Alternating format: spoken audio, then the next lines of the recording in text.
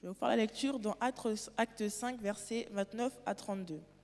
Pierre et les apôtres répondirent: il faut obéir à Dieu plutôt qu'aux hommes. Le Dieu de nos pères a ressuscité Jésus, que vous avez tué en le pendant au bois. Dieu l'a élevé par sa droite comme prince et sauveur pour donner à Israël la repentance et le pardon des péchés. Nous sommes témoins de ces choses, de même que le Saint-Esprit que Dieu a donné à ceux qui lui ont obéi. Amen. Chers frères et sœurs, bonjour. Chers amis, visiteurs, bonjour aussi. Bienvenue dans la maison de Dieu. Chers amis internautes qui nous suivez à distance, nous vous saluons aussi en Jésus-Christ. Je suis très heureux ce matin parce que j'aime la louange, j'aime louer mon Dieu. Et c'est une matinée, c'est un culte de louange que nous allons vivre, que nous vivons depuis quelques minutes déjà ce matin. La France vit un week-end d'exception, ce week-end du 14 juillet. Vous n'êtes pas sans savoir qu'il y a beaucoup de commémorations en ce moment. J'étais à la gare de Brétigny-sur-Orge jeudi soir, le 12 juillet. C'était le 5e anniversaire de l'accident de train de Brétigny et il y avait une foule immense avec beaucoup d'invités de marque. Il y avait aussi hier une commémoration à Nice de l'attentat de Nice d'il y a 2 ans, 2016, 13 juillet 2016. C'est aussi la fête nationale française, 14 juillet. Et vous avez choisi de venir louer l'Éternel plutôt que de suivre le défilé du 14 juillet à la télé ou sur les Champs-Élysées. Vous avez choisi la bonne part. Il y a aussi ce week-end des échéances sportives. Et vous n'ignorez pas que c'est la Coupe du Monde de football et que l'équipe de France s'apprête à jouer la finale demain. À travers ce week-end, nous aimerions ce matin louer l'Éternel. L'Éternel est fidèle dans nos vies, intervient dans nos vies à chaque instant. Et c'est un bouquet de louanges que nous voulons lui offrir ce matin. Et j'espère que vous êtes aussi à l'aise avec moi dans la louange envers notre Dieu. J'aimerais faire un petit rappel sur le discipulat avant de passer à un exercice plus pratique. Il y a quelques années, pendant la mandature 2013-2015, ici, dans notre église d'Évry, nous avions pour thème le discipulat. C'est quoi le discipulat ? C'est comment devenir disciple, comment aider les autres à devenir disciples et comment les accompagner. Comment devenir disciple du Christ. Et à l'époque, nous avions défini 4 grands processus. Je demandais aux techniciens d'envoyer la première diapo. 4 grands processus qui définissaient le discipulat chrétien. Bien entendu, vous les verrez, voilà, ils sont là. Être en relation, comprendre, servir et outiller. Ce sont des processus qui se mettent en place en même temps dans la vie du disciple ou de l'enfant de Dieu. Chaque disciple, selon son niveau de maturité, doit croître simultanément dans ces 4 processus. Le discipulat se développe dans le domaine de la vie quotidienne et dans le contexte de relations aimantes entre les membres du corps du Christ. Nous sommes en relation avec Dieu, mais aussi les uns envers les autres. Si je veux rappeler brièvement ces 4 processus, avant de m'arrêter quelques instants sur le 4e. Diapo suivante, merci. Être en relation, c'est approfondir la relation avec Dieu. approfondir la relation avec Dieu, avec soi-même et avec les autres. On est en relation, les uns avec les autres et avec Dieu. Le deuxième processus, comprendre, il s'agissait là de croître dans la connaissance de Jésus et de ses enseignements. L'étude de la parole de Dieu, un exercice que nous faisons régulièrement, je l'espère, pour chacun de vous, en étudiant la parole de Dieu quotidiennement lors de votre dévotion journalière ou pendant le culte de famille ou dans l'étude de l'école du sabbat, la leçon de l'école du sabbat. Le troisième processus, servir, c'est le service. Nous avons vu à l'œuvre beaucoup d'entre nous ce matin, que ce soit au parking, à l'accueil, etc. Accroître la participation à la mission divine de révéler, réconcilier et restaurer. C'est le service et aussi l'évangélisation. Lorsque nous allons apporter le message à ceux qui ne connaissent pas Dieu, nous participons, nous servons notre Dieu. Nous répondons à la mission qu'il nous a confiée. Et nous arrivons à ce quatrième processus qui est outiller. C'est un verbe comme les autres qui veut dire quoi? Faire croître le corps du Christ par la formation mutuelle. Dans ce processus, nous allons aider d'autres disciples à être plus performants entre les mains de Dieu et au service du Saint-Esprit. C'est le processus qui permet aux disciples de s'aider mutuellement à croître. Aider, il s'agit d'aider les croyants à mener une vie chrétienne, globale, contagieuse. Contagieuse. Et j'espère que ce sera le cas ce matin. Aider les croyants à discerner là où Dieu agit dans le monde et dans sa vie. C'est aussi, ce processus outillé, c'est témoigner de l'impact des principes bibliques dans ma vie, dans ta vie. Témoigner. Et c'est cet exercice que nous allons faire ce matin. C'est ce processus outillé que nous allons développer, mais de façon pratique. Nous avons beaucoup de listes de sujets de prière qui circulent dans nos communautés lors de nos réunions de prière habituellement. Et nous avons plus rarement des occasions de louer notre Dieu pour les réponses qu'il nous a apportées.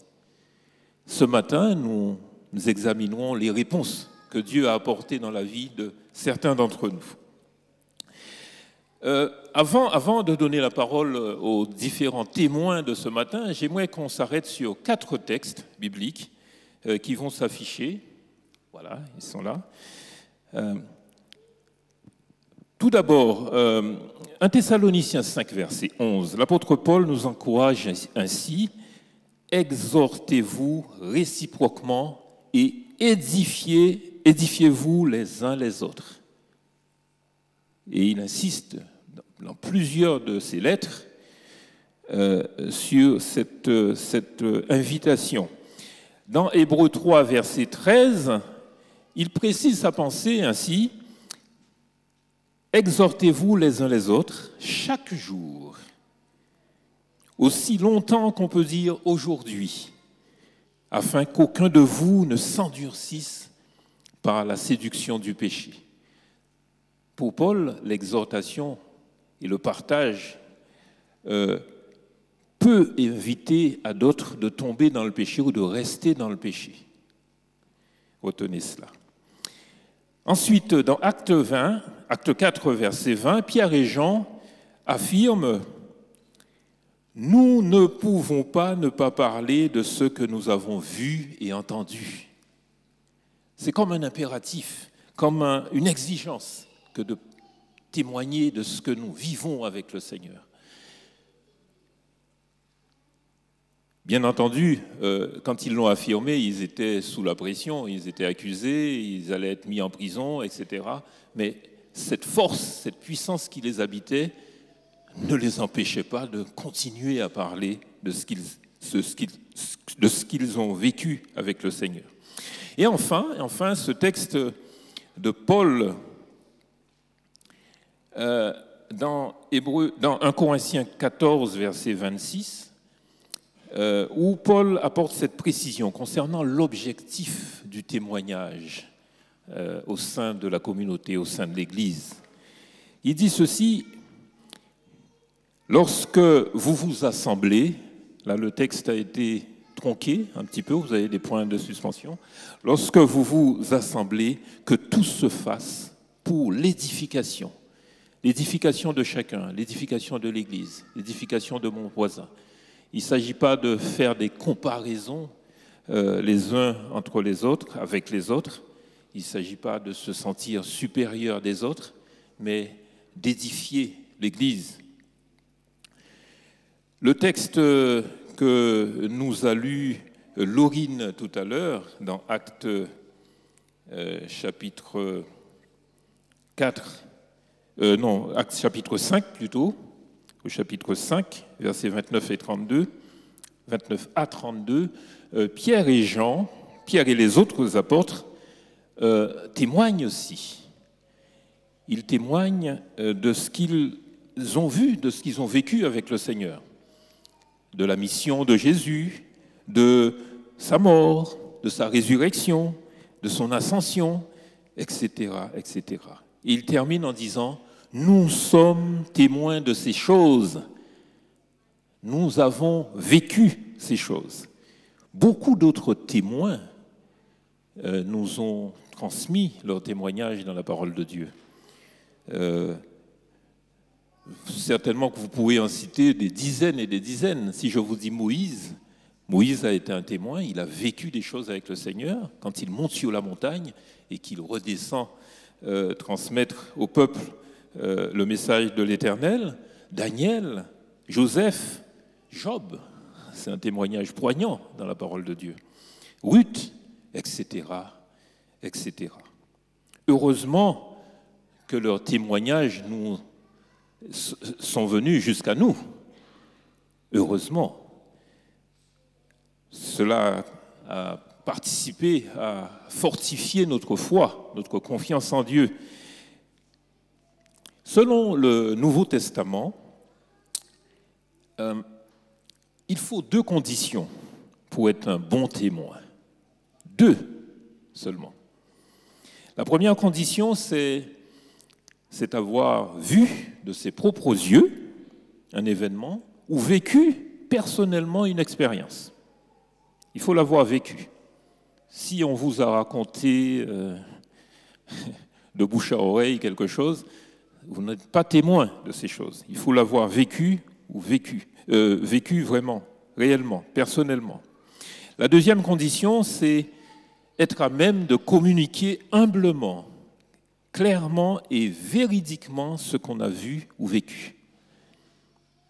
Un témoin doit avoir ces capacités pour transmettre ce qu'il a vécu ou vu. Nous allons écouter ce matin quelques témoignages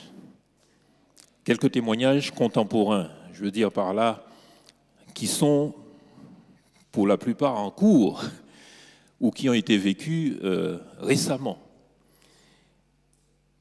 Des femmes et des hommes, des jeunes et des adultes vont vous dévoiler une partie de leur parcours avec le Seigneur. Ils vont partager un peu de leur intimité avec Dieu. Leur expérience ressemble certainement aux vôtres, aux miennes. Pourquoi ? Parce que nous sommes soumis aux mêmes obstacles, aux mêmes difficultés et aux mêmes luttes.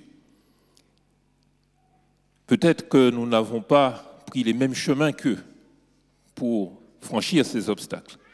Mais le Seigneur va certainement vous inspirer ce matin à travers leur expérience. Ce n'est pas un spectacle auquel nous allons assister ce matin. Ce n'est pas non plus du voyeurisme. Je vous ai dit que vous allez entrer dans l'intimité de la relation de certains avec Dieu. Nous n'allons pas faire du voyeurisme. Des hommes et des femmes viennent élever le nom de Dieu et le remercier pour ses interventions dans leur vie. Ils le font avec la plus grande humilité pour l'édification de l'Église et uniquement pour élever le nom de Dieu. Et je vous le disais il y a quelques instants, ces expériences sont pour la plupart en cours. On ne finit pas avec le Seigneur. Que l'Esprit Saint nous aide à faire silence dans nos cœurs et à en tirer le meilleur pour notre parcours personnel de foi. Avant de donner la parole à la première personne, qui sera Sylviane, je voudrais qu'on lise un texte. Colossiens 3, versets 15 et 16. Colossiens 3,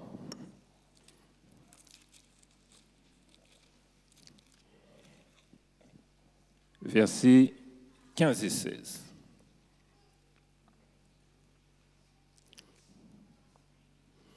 Je lis ceci, et que la paix de Christ, à laquelle vous avez été appelés pour former un seul corps, règne dans vos cœurs et soyez reconnaissants. Verset 16, que la parole de Christ habite parmi vous abondamment. Instruisez-vous et exhortez-vous les uns les autres en toute sagesse, par des psaumes, par des hymnes, par des cantiques spirituels. Je suis tenté de rajouter par des témoignages personnels. Chantant à Dieu dans votre cœur sous l'inspiration de la grâce. Que le Seigneur nous aide à faire silence, oui, dans nos cœurs en écoutant ces témoignages. Sylviane est responsable du département musique ici à Évry, à l'église d'Évry. Il est habituellement dans la vie civile, au service au ministère de la Justice. Sylviane, tu as la parole. Bonjour à tous. Alors, j'ai écrit pour ne pas me disperser. Il y a 1 an et demi maintenant que je rencontrais réellement Dieu. Bien que je ne puisse que constater sa présence dans ma vie à chaque étape de celle-ci, je suis devant vous aujourd'hui pour témoigner de son grand amour à mon égard. Après avoir expérimenté la réalité d'avancer pas à pas vers un réveil spirituel et vécu des réponses extraordinaires après 40 jours de prière, je découvrais le livre « Osez demander plus » proposé par notre libraire, Samuel. C'était le début d'une nouvelle expérience avec Dieu. Un matin de mars 2017, je demandais à l'Éternel de me montrer si j'étais capable de réussir un concours. Je connaissais la difficulté du concours que je m'apprêtais à préparer. Alors je formulais cette prière. « Permets-moi juste de voir si j'en suis capable. Je ne me plaindrai pas en cas d'échec. Je veux juste savoir si je suis encore capable. » J'ai un certain âge, donc c'est dur. Et j'ai commencé dès ce jour, lors de mon culte, à remercier Dieu pour la réponse qu'il me donnerait, quelle qu'elle soit. Je me suis donc mise à préparer le concours de greffier. Malheureusement, les nombreuses matières à apprendre me semblaient trop lourdes. Procédure civile, procédure pénale, procédure prud'homale, tout ça c'était... Voilà. En si peu de temps, parce que le concours se passait 2 mois après, en mai. Donc, je me suis contentée de me concentrer sur la procédure pénale. Le jour de l'examen, j'étais sereine, car je savais que Dieu dirigerait ce moment. J'étais prête à accepter l'échec. Épreuve écrite, je suis mécontente de ma copie, je repars certaine d'avoir échoué. Je remercie néanmoins l'Éternel de m'avoir permis de tenter l'expérience et en conclut que je m'étais préparée trop tardivement. Juin arrive, je ne vais pas avoir les résultats, ça ne m'intéresse pas, puisque j'ai perdu. Et j'apprends par ma directrice de greffe que je suis reçue à l'écrit. Je rentre et avec ma famille, nous remercions Dieu pour sa bonté. Je passe l'oral et on repart un peu désabusé. Je trouve que les questions sont déstabilisantes. En plus, il y a 200 postes et nous étions au moins 3000, enfin plus de 3000. Octobre, résultat final. Je suis fébrile et je ne me trouve pas dans la liste principale. Bon, c'est pas grave, j'avais dit à Dieu que j'acceptais l'échec. Donc j'appelle quelques collègues pour les féliciter. Je ne suis pas déçue, juste un peu triste de ne pas m'être assez préparée. Malgré tout, je remercie Dieu et je continue à lire la liste sur mon téléphone et trouve mon nom sur la liste complémentaire. Je suis heureuse, j'ai ma réponse de l'Éternel, je suis capable de passer ce concours. Je sais qu'on ne prend pas la liste complémentaire, donc c'est pas grave, c'est un examen professionnel, c'est pas grave, je suis contente, j'ai eu ma réponse. Arrive le 27 octobre 2017, c'est le choix des postes sur la liste principale. Une collègue m'appelle et me dit de me préparer, elle pense qu'on va m'appeler lundi. J'y crois pas, puisque je sais qu'on ne prend pas la liste complémentaire. 1h30 avant la fin de mon service, le vendredi, j'étais au TGI d'Evry, donc le vendredi, je finissais à 16h. Donc une demi-heure à peu près avant la fin de mon service, je reçois un mail professionnel me demandant d'indiquer un numéro de téléphone où je puisse être jointe lundi matin. Ah, je suis comme ça. Je me pense sur la liste des postes proposés et je choisis, donc je prie et je choisis un poste. Effectivement, le lundi matin, 30 octobre, à 9h03 exactement, mon téléphone sonne. On m'appelle et on me demande de choisir le poste auquel je peux postuler. Voilà, postuler. Donc mon interlocutrice me demande si j'ai une préférence et je m'entends répondre Parquet de Paris. Elle me répond que ma réponse est notée et que je dois confirmer ce choix par mail immédiatement. J'ai pris mes fonctions le 4 juin dernier. Par la grâce de Dieu, j'ai réussi ce concours. La cerise sur le gâteau, c'est qu'il avait tout préparé. Le poste, les collègues, le travail en lui-même. J'ai tous mes sabbats. Je loue ce Dieu si bon à qui l'on peut soumettre toute demande. Celui qui sait ce qui est bon pour nous et qui nous le donne au bon moment. J'aime ce Dieu et j'apprends chaque jour, pas à pas, à me préparer à son prochain retour. Merci Sylviane, merci. Nous pouvons dire Amen. Amen. Malgré le côté minimaliste de nos demandes, souvent à l'Éternel, sa réponse est toujours extraordinaire et exceptionnelle. Je vais appeler maintenant Jacob Kra. Jacob est un jeune étudiant en droit. Oui, il est arrivé depuis moins d'1 an de Côte d'Ivoire et a rejoint nos rangs. Il est membre de l'église d'Evry. Jacob, qu'est-ce que tu as à nous dire ce matin? Merci beaucoup, Fred. Alors, bonjour, chers frères et sœurs. Je suis bien heureux d'être là ce matin avec vous. Je suis arrivé à Évry le 19 août 2017. Et depuis lors, Dieu a accompli de merveilleuses choses dans ma vie. Ce matin, je veux témoigner, je veux rendre gloire à son puissant nom. Lorsque je suis arrivé, vous savez dans quelles conditions, difficultés de logement, j'ai trouvé, grâce devant la famille Labal qui m'a gardé, j'ai eu un logement provisoire avec eux, jusqu'à ce que, dans mes prières, Dieu puisse enfin m'exaucer pour trouver un logement. Ça a été vraiment difficile parce que j'ai fait d'abord une première demande avant d'arriver. La réponse a été négative avec le CROUS pour obtenir un logement. Et lorsque je suis arrivé à Évry, j'ai relancé ma demande au mois de février. La demande a été encore refusée. Et Dieu, sachant faire les choses, m'a permis entre-temps de trouver un contrat à durée déterminée de 10 heures la semaine avec le CROUS de Versailles. C'est-à-dire que l'organisme qui doit attribuer les logements se retrouve être également mon employeur.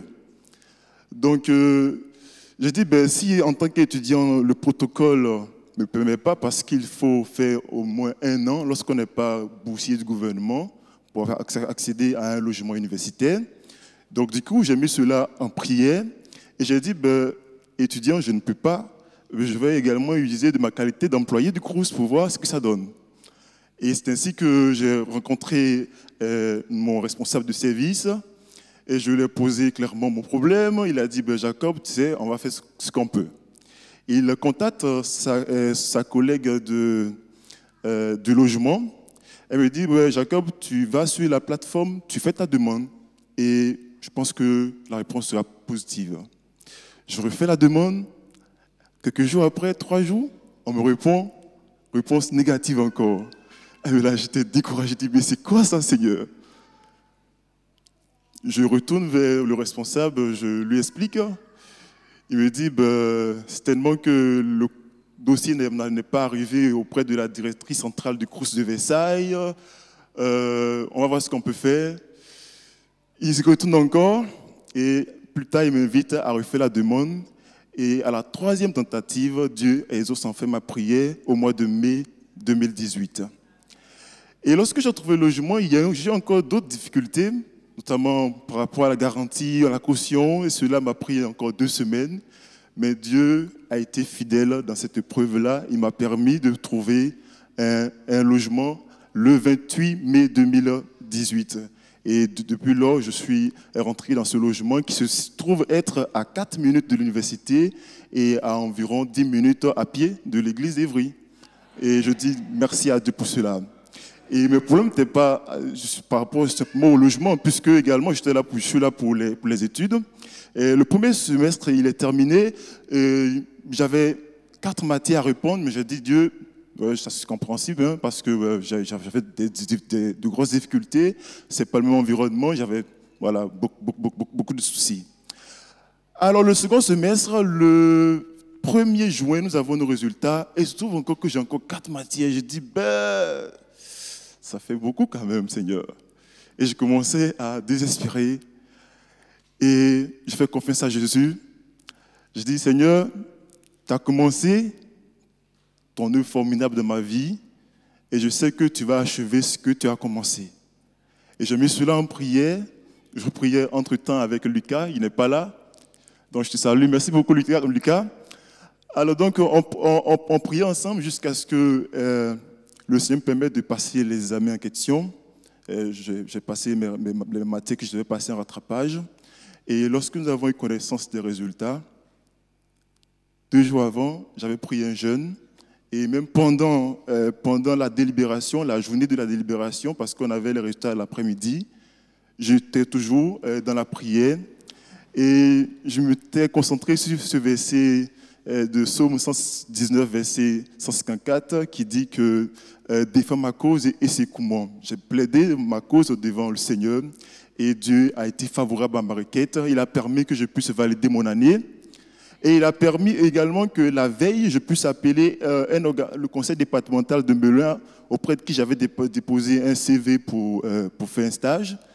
Et il a permis que je sois reçu favorablement dans ma demande. Et en début de semaine, je prépare actuellement ma rentrée prochaine. Du coup, en début de semaine, j'ai dû m'inscrire sur le site Ciaten pour un poste d'assistant d'éducation à la rentrée prochaine, permettre de juguler toutes les questions financières qui peuvent éventuellement se présenter pour les études. Et on m'appelle pour me proposer 5 entretiens. J'en ai fait 2 dans la journée du mardi. Et le mercredi après-midi, je reçois d'abord une première réponse favorable. Le jeudi, le deuxième entretien est encore favorable. Et bien, du coup, je dois faire un choix pour signer un contrat vendredi. Et bien, j'ai fait le choix de l'établissement qui était le plus proche d'Evry, notamment à 35 minutes d'Evry. Bon, c'était raisonnable. Donc, je bénis Dieu pour toutes ces grâces. Et je dis également merci aux frères et sœurs qui m'ont apporté leur aide et leur soutien pendant toutes ces épreuves. Que Dieu vous bénisse. Merci, Jacob. Merci pour ce vibrant témoignage. Jacob m'avait dit, quand je l'ai rencontré, la fidélité de Dieu m'étonne. La fidélité de Dieu m'étonne. Je vais appeler une étudiante aussi, Tessie. Tessie, jeune étudiante en droit aussi. Tessie, c'est la fille de notre pasteur local, pour ceux qui ne le savent pas encore. Bonjour à tous.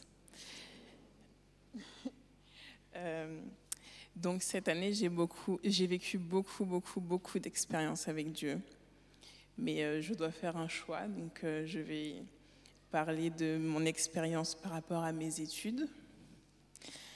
Dans Marc 2, versets 27 et 28, il est écrit « Le sabbat a été fait pour l'homme et non l'homme pour le sabbat, de sorte que le Fils de l'homme est maître du sabbat. » Ce texte, c'est vraiment sur quoi s'appuie mon témoignage. Donc, j'avais déjà témoigné en janvier, je crois, quelque chose comme ça, parce que quand j'ai commencé mon année de droit, j'avais 2 matières fondamentales, et dans ces 2 matières fondamentales, j'avais des examens qui valaient pour à peu près 1/3 de ma note le samedi. Donc, c'était assez éprouvant, étant donné que je n'avais pas prévu de venir à ces examens. J'avais demandé donc qu'une lettre me soit faite de la part de l'Église adventiste pour justifier mon absence. Malgré cela, j'ai eu 2 réponses négatives pour donc, du coup, mes 2 examens. Et j'ai continué à prier. Le jour des examens, je n'y étais pas, j'étais à l'église. Et pour un des examens, du coup, je vous avais dit que mon professeur avait finalement refusé de me mettre un 0 parce que j'étais une bonne élève et qui m'avait permis, du coup, de rattraper cet examen. Mais pour le second, j'ai eu un 0. Et j'étais très déçue, je ne vous le cache pas, parce que souvent, quand on demande à Dieu de l'aide, on imagine aussi la solution. On imagine que forcément, il va nous aider à rattraper aussi l'autre examen. Et non, j'ai eu un 0. Mais malgré ça, j'ai quand même validé mon 2e semestre avec 12 de moyenne. Et néanmoins, je n'avais quand même pas validé cette matière où j'ai eu un 0. Donc, le 2e semestre, c'était le même problème, encore 2 examens le samedi. Mais au 1er semestre, l'examen que j'avais pu rattraper, mon professeur m'a dit, par contre, au 2e semestre, il va falloir trouver une solution parce que on ne vous permettra pas de repasser encore un autre jour une 2e fois. On ne peut pas faire de traitement de faveur. Donc, j'étais encore très stressée, mais j'ai rien dit. J'ai continué à prier, à attendre une réponse de Dieu. Et vous êtes tous au courant qu'il y a eu des grèves du mois d'avril à juin, qui a agacé beaucoup de franciliens. Il s'avère que même ça a été une bénédiction pour moi parce que l'examen a été annulé le jour de grève. Et donc, j'ai pu le repasser un jeudi. Mais pour la seconde matière, j'ai encore eu un 0 parce que la prof estimait que le sabbat n'était pas une raison valable. Donc, j'étais quand même encore déçue, mais cette fois-ci, je m'y attendais un peu plus. Je l'ai vécu aussi comme une injustice parce que je savais que d'autres personnes avaient eu le droit de repasser l'examen pour d'autres raisons. Mais malgré ça, j'ai fait confiance à Dieu. Et donc, j'ai passé mes partiels. Je faisais quand même des petits calculs pour voir est-ce que j'avais des chances de valider cette matière. Donc, je m'imaginais certaines notes.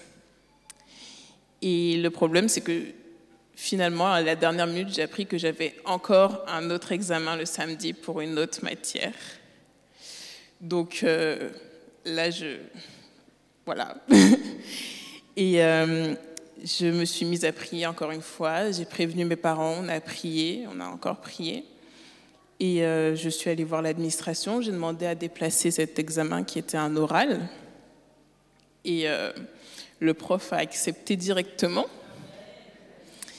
Seulement le matin de l'examen, il a dit qu'il regrettait d'avoir fait ce choix, mais que comme il avait déjà donné sa parole, il me ferait passer, mais qu'il a été vraiment bête, il ne sait pas pourquoi il m'a dit oui. Donc, j'ai compris que même une personne pas particulière, qui n'était pas forcément ouverte à Dieu, on va dire, Dieu l'a quand même inspiré pour que finalement, il aille contre sa propre volonté. Alors, il a été assez désagréable pendant l'examen, mais j'ai comme eu une très bonne note.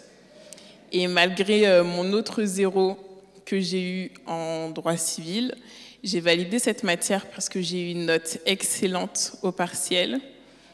Et j'ai validé mon année tout simplement avec une mention. Merci Tessie pour ce témoignage rafraîchissant. C'est un message qui est envoyé aux étudiants qui ont tendance à faire une parenthèse dans leur relation avec Dieu pour se consacrer à leurs études. Vous pouvez faire les deux, étudier et compter sur le Seigneur et renforcer votre relation avec le Seigneur. Je vais appeler Manuel Lamera. Manuel est né dans une famille catholique au Portugal et en ce moment, il est depuis une vingtaine d'années ou une trentaine d'années chauffeur de car. Depuis 33 ans. Bien. Manuel est très timide. Très timide. Alors je vais rester à côté de lui.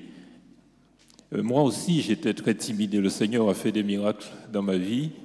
Je en témoignerai un autre jour. Et Manuel va nous dire comment il sent la présence de Dieu à ses côtés en permanence. Tu m'as parlé, Manuel, d'une sortie d'autoroute un peu bizarre, une fois. Oui, ça marche. Alors, donc, ce qui s'est passé, c'est que pendant un transfert de nuit, c'est-à-dire je partais avec une colonie de vacances, je roulais toute la nuit, je partais de 10h du soir, je devais être chez moi en Auvergne, et je devais arriver à Paris à 7h du matin. Donc il fallait gérer le trajet avec le temps. Et rouler de nuit, c'est pas vraiment un problème, parce qu'il n'y a personne, on est tranquille, on roule très bien. Le problème, là, c'est surtout quand on est vers 5-6 heures du matin, quand le soleil commence à se lever, c'est là qu'on ressent beaucoup de fatigue. Et malheureusement, comme il arrive souvent, vers cette heure-là, j'ai eu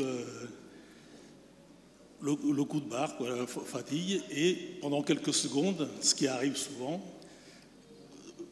le coup de fatigue, j'ai dû somnoler peut-être quelques secondes. Mais ces quelques secondes ont suffi pour que le car, c'est quand même un car qui roule à 100 km/h et qui fait quand même 14-15 tonnes. On ne l'arrête pas comme ça.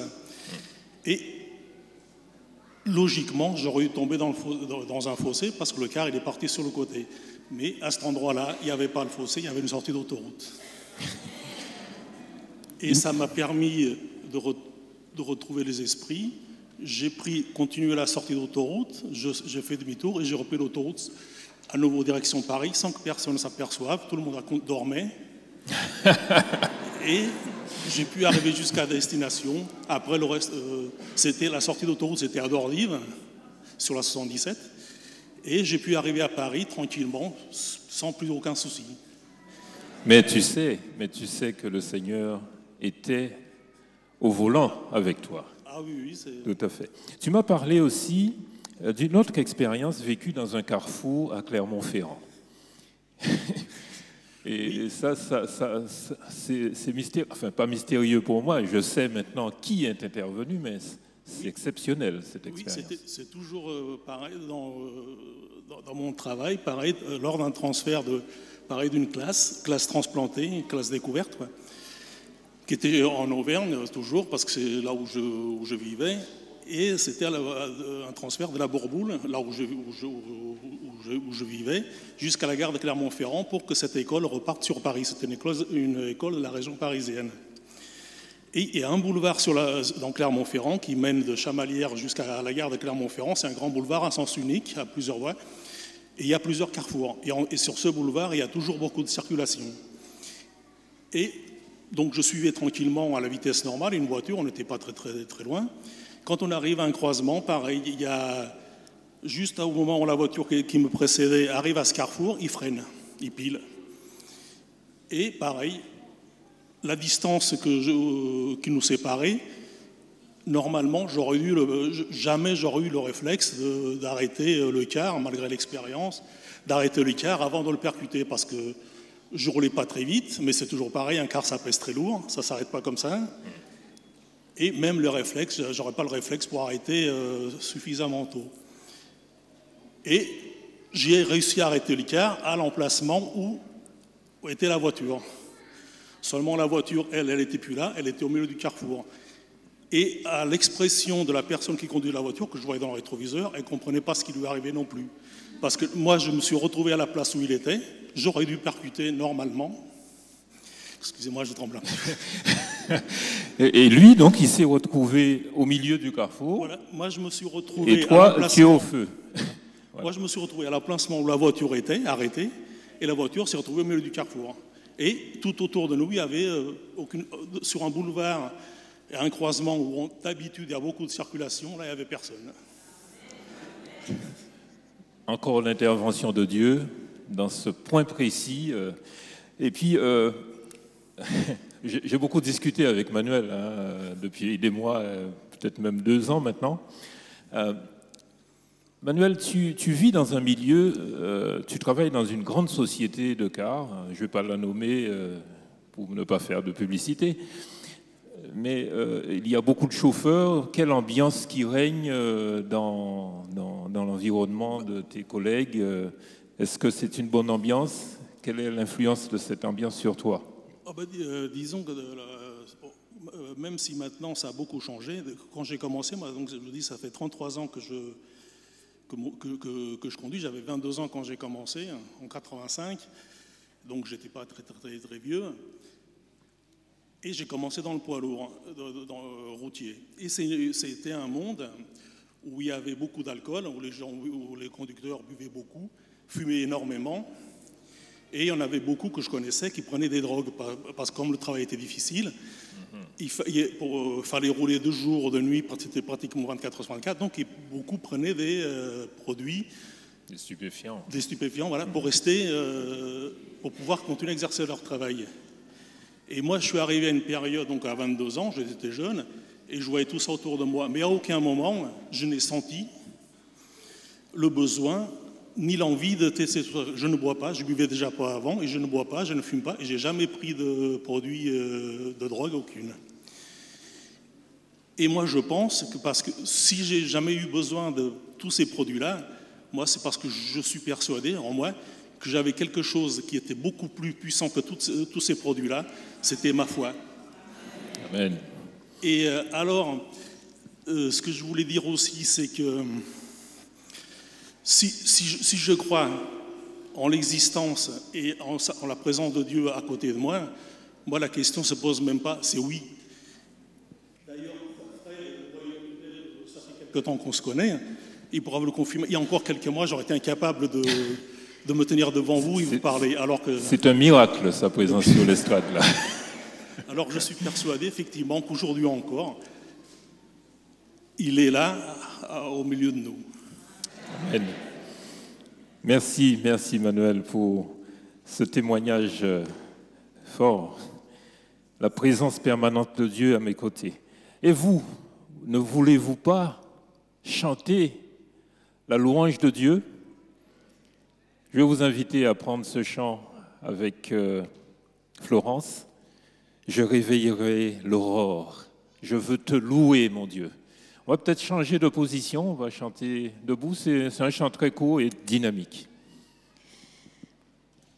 Et tandis que vous vous levez, le psaume 9, verset 2 dit « Je louerai l'Éternel de tout mon cœur, je raconterai toutes ses merveilles, je ferai de toi le sujet de ma joie et de mon allégresse. Je chanterai ton nom, Dieu très haut. Je réveillerai l'aurore pour célébrer tes bontés. »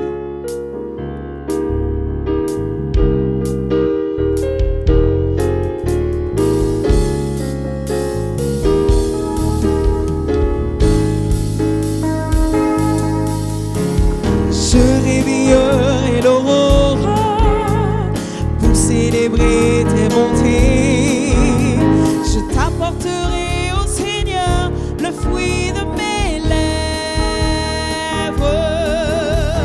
Près de toi je suis tranquille, je chanterai tes louanges.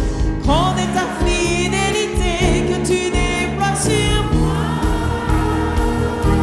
Je ne te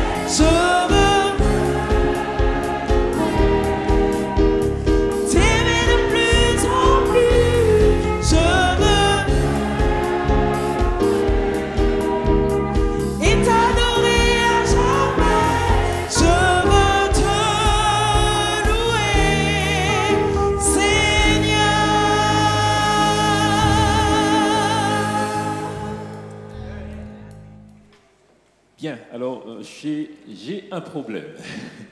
Il est midi et j'aimerais avoir un arrangement avec vous. Nous avons 3 témoignages encore. Je vous demande humblement de nous accorder un petit quart d'heure. Un petit quart d'heure pour entendre ces 3 témoignages. Nous avons promis un bouquet, un feu d'artifice en l'honneur de notre Dieu. Vous m'accordez ce petit quart d'heure jusqu'à 12h15 ? Promis. Que le Seigneur vous bénisse. J'aimerais appeler maintenant Sandra. Sandra est responsable de notre département santé ici à Évry. Elle travaille dans le domaine social aujourd'hui, animatrice auprès des enfants, voilà, et se prépare à une formation paramédicale qui va commencer très prochainement. Nous t'écoutons. Bonjour à tous. Alors ce matin, à la base, je voulais témoigner de ce que Dieu a vraiment fait dans ma vie. J'étais vraiment, en tant que responsable santé, le cordonnier mal chaussé. Vraiment, j'étais malade dans tous les domaines de ma vie, spirituelle, mentale, physique, et même dans mes relations avec les autres. Et je vais cependant témoigner de l'importance de la prière en fait dans ma vie, et parce que là où il y a la prière, il y a vraiment la victoire. Et Dieu me l'a témoigné. Je vais vous faire part de 2 expériences que j'ai vécues, mais avec d'autres personnes pour le coup. La première, c'est qu'il faut savoir que je me suis baptisée à l'âge de 14 ans, mais pourtant, la dépression était quelque chose qui était très lourd dans ma vie. J'ai un tempérament à majorité mélancolique et je suis quelqu'un qui n'a aucun problème à déprimer quand Dieu n'est pas à sa place dans ma vie. Et il se trouve que j'ai eu des idées suicidaires. Clairement, j'ai eu envie de mourir à de nombreuses reprises et c'est quelque chose qui me hantait depuis très jeune. La première fois que j'ai montré ça devant des gens, j'étais en primaire. Et il se trouve que ça a été très très lourd dans ma vie à mes 29 ans. Dieu vraiment m'a permis d'en sortir. Et après, j'ai eu d'autres guérisons physiques, mais je ne vous témoignerai pas de ça. Il se trouve que dans mon entourage, j'ai des amis qui, elles aussi, passent par ces difficultés-là, qui sont victimes de la dépression, si je puis dire, et qui ont des pensées suicidaires aussi. Mais Dieu m'avait donné une victoire, et je leur ai témoigné de cette victoire. Au départ, je vous assure, je me disais, mais pourquoi l'Éternel a permis que je puisse avoir ces idées-là ? Enfin, pourquoi l'Éternel a permis ? Non. Pourquoi l'Éternel ne m'a pas... Pourquoi j'étais comme ça ? Je me demandais vraiment, mais Seigneur, pourquoi je suis comme ça ? Pourquoi je suis passée par ce chemin-là ? Et là, je comprenais en rencontrant ces gens-là que j'étais passée par là et pour pouvoir donner la victoire à d'autres aussi, en fait. J'ai une amie qui, l'année dernière, en 2017, est passée par une grosse phase de dépression. Elle voulait vraiment se donner la mort. Et il se trouve qu'elle avait déjà fait une tentative de suicide quelques années auparavant. Et sauf que cette amie a un enfant. Alors déjà, perdre sa vie était un drame, mais en plus, laisser un enfant orphelin, c'était vraiment dramatique. Et on a vraiment commencé à se rapprocher parce qu'elle passait par cette difficulté-là. J'ai beaucoup discuté avec elle, je priais pour elle. Et il se trouve que cette année-là, en 2018, j'ai fait les 40 jours de prière que suggérait l'Église, et elle faisait partie des amis pour qui je priais. Il se trouve que un jour, elle m'appelle parce qu'à un moment, dans nos discussions, j'ai dit quelque chose qui l'a froissée sans le vouloir. Et je ne pouvais plus lui parler. J'ai dit, Seigneur, là, tu dois prendre le relais. Parce que moi, effectivement, je lui parle, mais tu es la personne qui aura le plus d'impact dans sa vie. Moi, je pourrais dire ce que je veux, mais je n'aurai jamais l'influence que toi, tu auras dans sa vie. Donc, travaille en elle et guéris-la, Seigneur. Elle faisait partie des personnes pour qui je priais. Et il se trouve il me semble que c'est à la fin des 40 jours de prière, elle me dit, Sandra, je crois que Dieu me fait des signes, c'est incroyable. Alors, elle me témoignait du fait que vraiment, toutes ces idées suicidaires, ces envies de mort étaient finies, qu'elle retrouvait la joie et l'envie de vivre. Et surtout, en fait, il se trouve que pendant cette phase de dépression, elle s'était éloignée d'énormément de personnes. Et elle me dit, tout le monde revient vers moi, je me réconcilie avec les gens, c'est incroyable. Et vraiment, ça m'a fait chaud au cœur parce que j'ai pu lui témoigner que le fait de prier pour elle était la raison pour laquelle, en fait, toutes ces choses-là se décantaient dans sa vie, en fait. Et la deuxième chose que je voulais partager avec vous, c'était que, effectivement, Dieu m'a fait comprendre à moi à quel point il était indispensable de devenir un intercesseur. J'ai une autre amie qui passait un examen d'auxiliaire cette année. Et elle a eu tous ses modules, elle avait 8 modules à passer. Elle a passé les 7 premiers, ça a toujours été limite, mais elle les a toujours eus. Le dernier, elle le passe début juin, elle le rate. Mais il se trouve déjà qu'elle me parlait de ses révisions, et c'était pas de réelle révision, elle a plus relu que révisé. Et elle me dit, ah bah c'est bon, voilà, je passe au rattrapage. Le lundi 11 juin, elle me dit, bah voilà, j'ai pas eu mon 8e module, je passe au rattrapage. Elle était découragée, mais vraiment littéralement. Elle me dit, enfin sur tout son groupe en plus, elles étaient que 2 à pas l'avoir eu, et elle en faisait partie. Elle était découragée. Je lui dis, écoute, on va faire quelque chose. Premièrement, toi déjà, tu vas faire ta part, tu vas réviser comme il se doit. Tu vas vraiment réviser, sachant qu'elle passe au rattrapage le jeudi 14, donc dans la même semaine. Je lui dis, fais ta part, tu pries. Je lui dis, je vais faire la mienne. Fais ta part, tu révises. Je lui ai dit, je vais faire la mienne et je vais prier. J'ai dit à Dieu, vraiment Seigneur, il faut que tu sois glorifié dans sa vie. Seigneur, permets qu'elle réussisse ce module. J'ai dit, Seigneur, tout est entre tes mains, il faut qu'elle réussisse. Je vais vous lire le message qu'elle m'a envoyé, parce que ça m'a énormément touchée. Elle me disait, donc le mardi 20, elle m'envoie ce message. « Coucou, comment ça va ? J'espère que par ce beau temps, tu vas bien. Tes prières ont marché. Et je te remercie pour tout ce que tu fais dans ma vie. Sans toi, des fois, je ne saurais pas comment faire. Et je remercie le Seigneur de t'avoir mis sur ma route. Le module 8 est validé. Un grand merci à toi. » Ce que je vous partage là, c'est vraiment pour vous inviter tout un chacun à devenir des intercesseurs, autant pour vous, pour que Dieu vous guérisse, mais aussi pour les autres. Nous sommes vraiment un intermédiaire entre Dieu et le monde. Il faut vraiment qu'on prenne pleinement notre rôle à cœur pour que des vies soient victorieuses en fait, au nom de Jésus. Merci Sandra. Des intercesseurs, il en faut beaucoup dans nos rangs. Rien n'est impossible à Dieu. Je vais appeler Monique. Rien n'est impossible à Dieu. Monique, Célia ne vient pas. Bon, Monique vient seule. Monique est mère adoptive d'une jeune fille qui s'appelle Célia.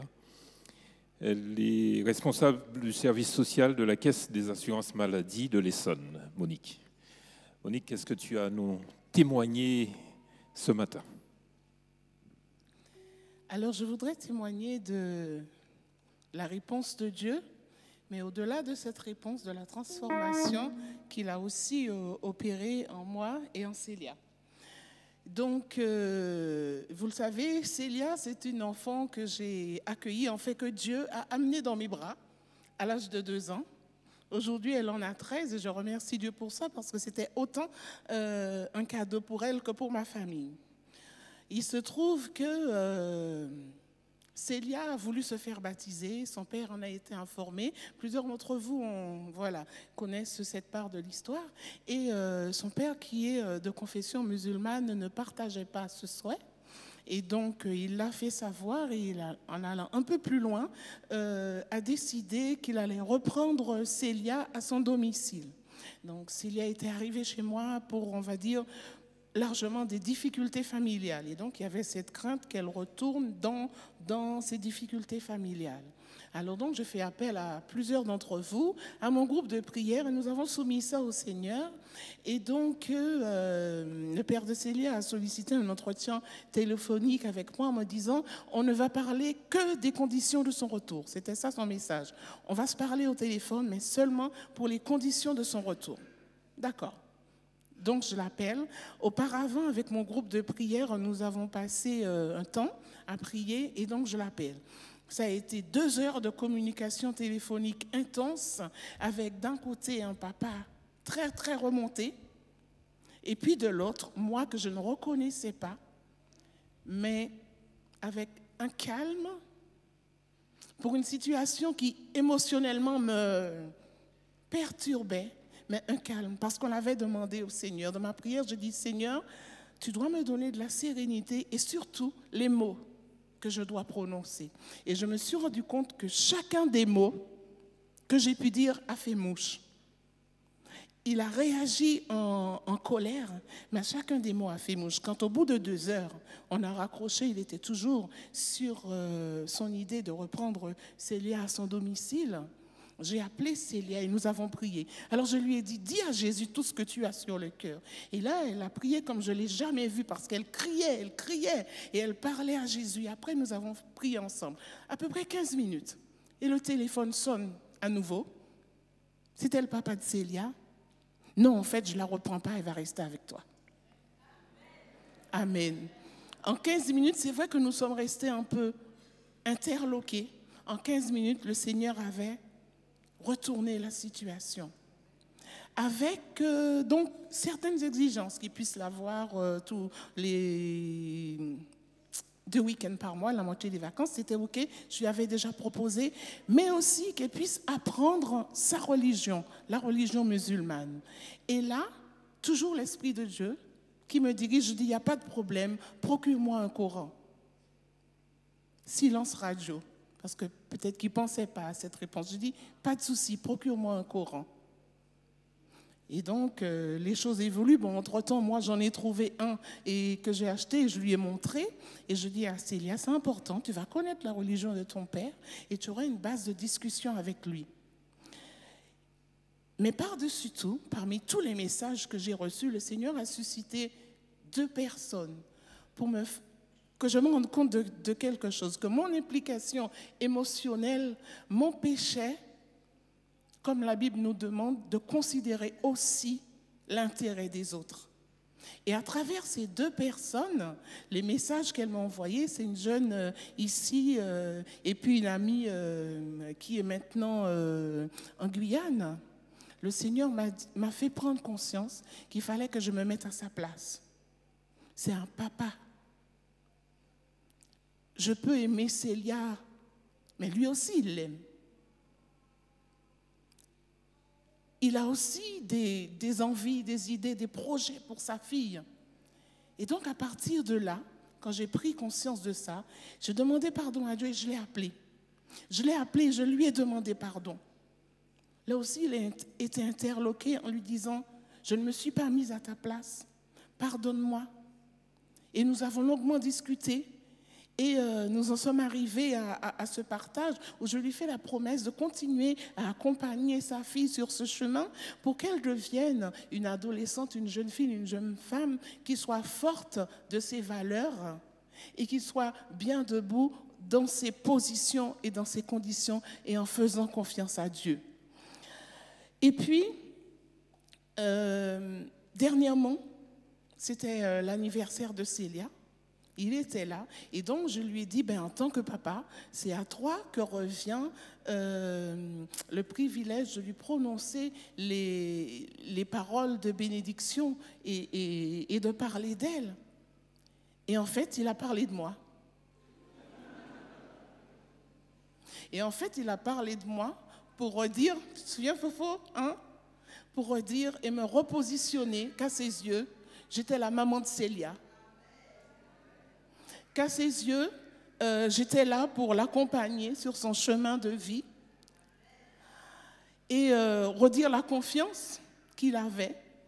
Auparavant, il était revenu sur la religion juste avant ça, quand nous avons parlé en aparté, pour me dire qu'il y avait des chrétiens dans sa famille qui connaissaient la religion chrétienne et qui n'avaient pas de difficultés. Il voulait juste s'assurer que Célia faisait un choix, son propre choix, et qu'elle le maintienne jusqu'au bout. Alors, dans tout ça, au-delà de la réponse que le Seigneur a apportée, que Célia est encore avec moi, avec nous, je remercie surtout Dieu pour m'avoir remise à ma place et pour m'avoir fait prendre conscience du fait que mon implication émotionnelle m'empêchait aussi de considérer la place de ce papa, qui m'a donné les mots pour lui redonner vraiment sa place, lui redonner confiance, et aujourd'hui qu'il ait cette relation de confiance restaurée entre lui et moi, et entre Célia et son papa. Alors aujourd'hui, notre position et nos prières ne sont plus de demander à Dieu que Célia reste tout le temps avec nous, mais c'est de lui demander de nous aider à l'instruire au maximum pour qu'elle le connaisse, pour qu'elle continue à s'appuyer sur lui et vraiment de nous faire savoir et avoir complètement conscience que où que Célia aille, ça sera le plan de Dieu. Où qu'elle habite, ça sera le plan de Dieu et que c'est Dieu qui contrôle tout.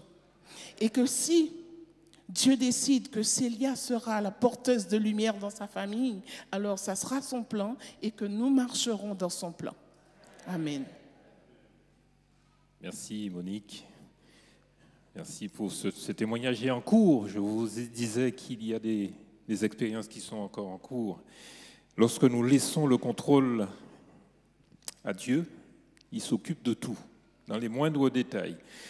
Et un dernier témoignage, avant de vous libérer, il s'agit d'Edwin Fardini. Edwin est responsable du département éducation ici à Évry et il est en 4e année de chant lyrique. Vous avez dû entendre son témoignage chanter régulièrement ici. Aujourd'hui, il va nous parler de son expérience. Alors, pour vous faire part de mon témoignage, je vais remonter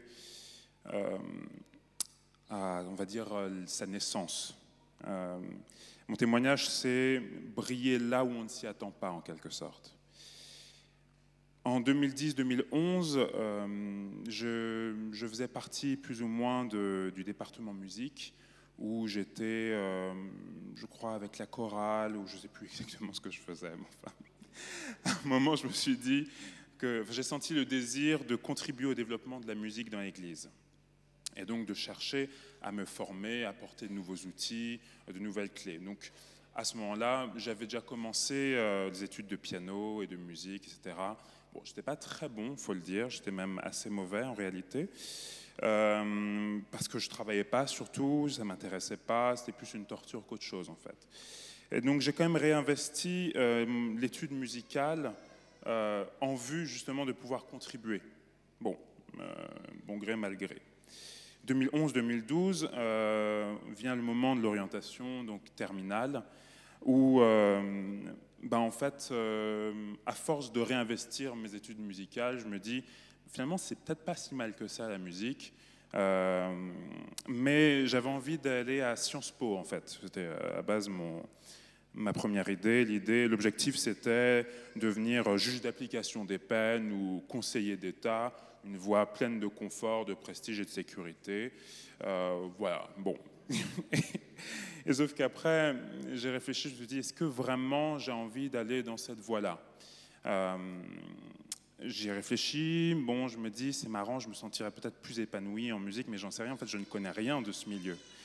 Alors j'ai prié, j'ai dit à Dieu, écoute, tu as donné plein de signes à plein de prophètes avant moi, plein d'apôtres, tu vas m'en donner un aussi, du coup. Donc j'ai prié, j'ai demandé un signe. Bon, il s'avère que quelques semaines après, effectivement, je me retrouve dans un petit projet musical où, en fait, on devait chanter à plusieurs, mais enfin, on était 10, 12 à chanter. Donc, je veux dire, on m'entendait normalement pas spécialement, enfin, il n'y avait rien qui pouvait me laisser briller. Il s'avère qu'en réalité, j'ai été repéré par un professeur du Conservatoire supérieur de Paris. Le Conservatoire de Paris, en fait, c'est la plus haute institution de formation supérieure en musique, en fait, en France. L'une des plus prestigieuses, la 12e dans le monde, etc. Bon. Et donc, ce professeur qui me dit, c'est vraiment super ce que tu fais. Ah bon ? Oui, c'est vraiment super. Est-ce que tu as des professeurs derrière toi, tout ça ? Non, je n'ai pas de professeur, mais qu'est-ce que vous pensez que je pourrais faire ? Il me dit, j'ai plein de professeurs à te faire rencontrer. Je travaille au Conservatoire de Paris. Est-ce que tu voudrais venir ? Bon, d'accord. Rendez-vous la semaine d'après, elle m'amène au Conservatoire de Paris, je rencontre effectivement des professeurs et je vois ces étudiants extrêmement brillants. Il faut le dire, je ne comprenais rien à ce qui m'arrivait à ce moment-là. Je me dis, oula, c'est vraiment ça ? Oui, c'est vraiment ça.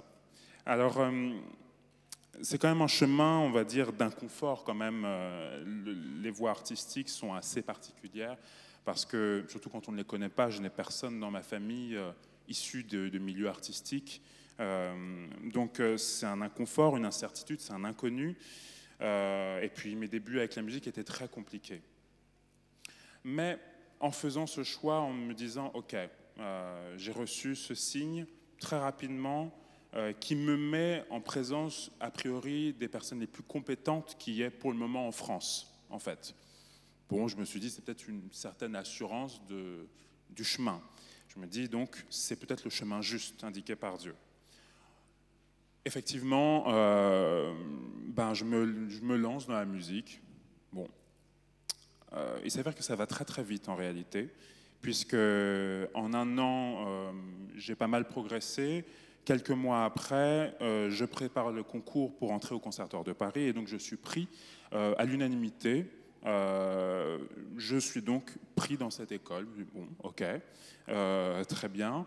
Et comment dire, il faut savoir que il y a une centaine de personnes qui se présentent, le nombre des places est très variable. On entre, on est 3, 4 par année, 10 dans les meilleures années, ou quand il y a le plus de places en tout cas. Il y a 1300 étudiants et à peu près 5 par promotion, en quelque sorte. Il s'avère que je suis entré, j'étais le plus jeune ou l'un des plus jeunes. Normalement, on entre vers 22, 23, 24 ans. Je suis entré, j'avais 19 ans.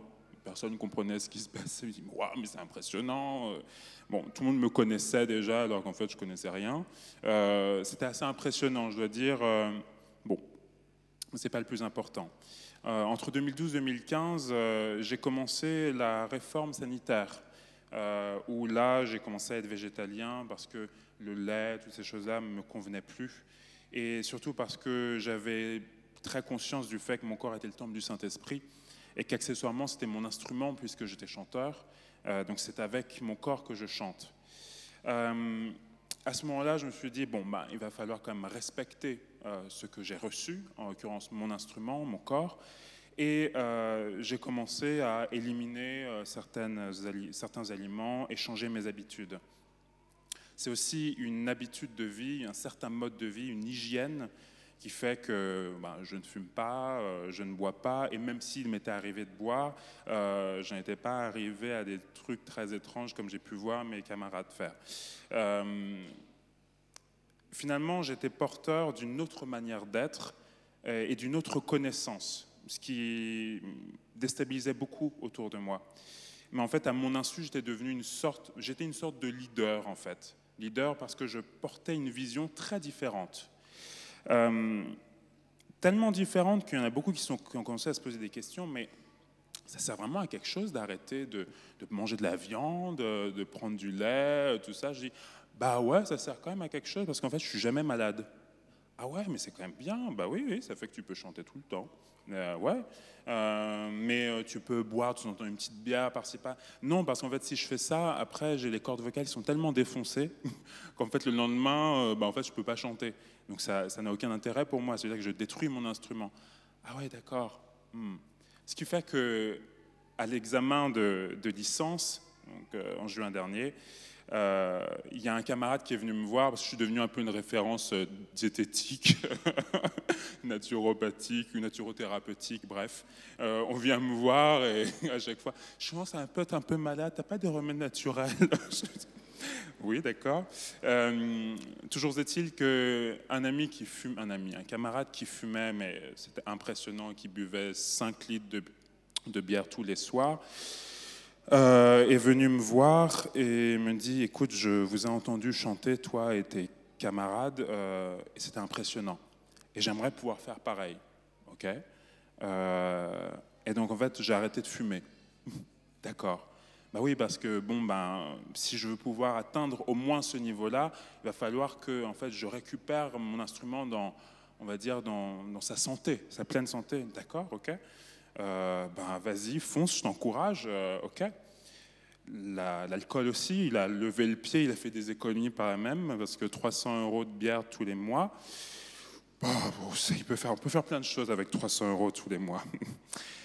La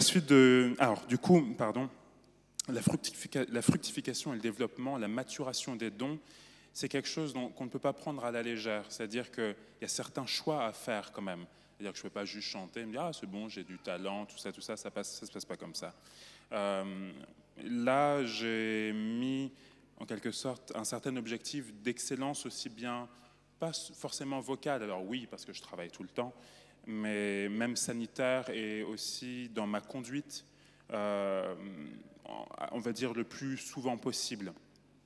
Là où mon expérience du coup a commencé à prendre beaucoup d'ampleur, c'est entre 2012 et 2018 aujourd'hui. Mon expérience dans la pédagogie et l'enseignement. Parce que j'étais encore porteur d'une autre vision et d'une autre manière d'être, encore une fois à mon insu. J'ai eu à enseigner à des individus de 10 à 70 ans, des débutants, des amateurs, des professionnels, alors que je n'étais même pas professionnel. Et en fait, ils venaient tous me voir avec la conviction que je pourrais tout changer ou faire un miracle ou provoquer une révolution. Je dis, ah ouais, vous avez beaucoup de confiance en fait. Je leur dis, vous mettez beaucoup de responsabilités aussi. Mais en fait, ça ne m'a pas fait peur parce que j'avais une grande confiance dans les dons que j'avais reçus. Je dis, s'ils viennent me voir, s'ils ont été sur mon chemin, c'est qu'en quelque sorte, ils devaient être sur mon chemin et que j'avais quelque chose à leur transmettre. Et qui plus est, un don, quelque chose qui nous a été donné, donc offert, pour qu'il soit développé, il a besoin d'être partagé avec les autres. Un don est à donner. En définitive, j'ai eu des élèves, en fait, que j'ai pu former, en fait, au-delà même de la question de la voix. À chaque fois, je les ai eus à des tournants vraiment déterminants dans leur vie, où soit, je ne sais pas ce qui leur arrivait, mais dépression ou des choses comme ça, c'était à chaque fois assez costaud. Et mon attitude et ma confiance que j'avais, pas nécessairement en moi, mais en qui j'étais, c'est-à-dire un enfant de Dieu, a fait que j'étais toujours très calme, que j'étais toujours à l'écoute, si bien qu'une petite fille de 11 ans me dit « Merci Edwin » parce que, bon, elle s'exprime particulièrement bien, donc c'est mot pour mot, hein. « Merci Edwin pour tout ce que tu as fait pour moi, tu m'as donné tellement de courage et maintenant je sais que j'ai suffisamment de confiance pour pouvoir continuer à avancer. » D'accord. Une autre qui me dit, écoute, c'est génial parce que quand tu es en cours, je sais que tu n'enseignes pas du chant en réalité. Je dis, comment tu sais ça? Elle me dit, c'est simple parce que ce que tu dégages, et quand tu te mets à chanter, je sens quelque chose de tellement plus grand que les simples mots que tu es en train de dire, que je me dis, c'est pas possible que ce soit seulement du chant en fait qu'il est en train d'enseigner. Et enfin, encore une fois, sans que je me rende compte, puisque je fais juste mon chemin, mais je ne sais pas ce qui se passe vraiment autour. Maintenant que je suis en 4e, 5e année, c'est-à-dire en fin de mon cursus, je me trouve être l'aîné, on va dire, de pas mal de mes camarades, sauf qu'en étant l'aîné, j'ai quand même soit leur âge, puisque je suis très jeune par rapport à eux, soit je suis plus jeune qu'eux en réalité. Mais en fait, l'âge, ça ne compte pas du tout, parce que c'est finalement le don qu'on va en faire qui va compter. Si bien qu'en fait, je me retrouve avec une responsabilité de fou, parce que beaucoup de mes camarades viennent me demander conseil, en fait. Ils voient mon attitude, ils voient mon comportement, ma manière de faire, qui ne ressemble pas beaucoup. Je ne fais pas les mêmes choix que tout le monde, en fait, je n'en fais aucun comme tout le monde, en réalité. Je ne cherche pas du prestige, je ne cherche pas à briller, je cherche juste, en fait, à cultiver les dons que j'ai reçus, en fait. C'est ce que je fais tous les jours, en fait. Et donc, ma conclusion, très rapide et qui est écrite en plus, c'est parfait. Tout d'abord, on ne sait pas toujours, et pas exactement pour qui ou pourquoi, ou comment Dieu veut faire briller sa lumière à travers nous. On a souvent un esprit de timidité et de peur, mais en fait, c'est le premier obstacle au don qu'on a reçu. En quelque part, je trouve que c'est un manque de confiance et presque du mépris envers les dons qu'on a reçus. Qui sommes-nous en dehors des dons qu'on a reçus finalement, parce qu'on a tous des dons très différents et très particuliers. Deuxièmement, l'utilisation des dons reçus de Dieu, ça ne s'improvise pas en réalité. Ce n'est pas parce qu'on a un don qu'il faut le laisser à l'état de don. En fait, ça se travaille, ça s'étudie. Et le carburant des dons, c'est notre foi, c'est Dieu et c'est notre discipline. Troisièmement, le partage, la fraternité et le courage de se saisir de ces mêmes dons pour les autres, mais aussi pour soi-même. C'est dans la recherche d'un perfectionnement et d'excellence dans les dons qu'on a reçus qu'on va se connaître mieux aussi. On va vivre des expériences à travers ces dons et en fait, on va rencontrer des gens, les influencer et en fait, on va nous-mêmes changer. C'est uniquement ce que nous avons, que nous pouvons donner, uniquement les dons qu'on a reçus. Et chaque don est un trésor infini. En fin de compte, le dernier point que je voulais vous partager, c'est par rapport au milieu artistique, où on a beaucoup d'idées vis-à-vis de ces milieux, que je peux comprendre d'ailleurs parce que c'est un peu particulier, où gens, on se dit oui, c'est là qu'il y a Satan, c'est là qu'il y a le diable, c'est vraiment les ténèbres absolues, etc., etc. Alors il est vrai que c'est quand même glauque, je ne vais pas vous le cacher. C'est méga glauque. Maintenant, si on ne va pas dans ces milieux, comment ces individus connaîtraient-ils le fameux message qu'on est censé leur porter? C'est-à-dire effectivement qu'il y a quand même, ces personnes-là sont celles qui en fait dirigent le monde, puisque ce sont elles qui ont les moyens. En fait, vous avez ces 2% de la population, et 5 qui ont toutes les richesses du monde. Eh bien, ces individus en font partie, ceux que je côtoie en partie. Le truc, c'est que si personne ne va leur parler, si personne ne peut en fait être à leur contact, ils pourront en fait jamais changer.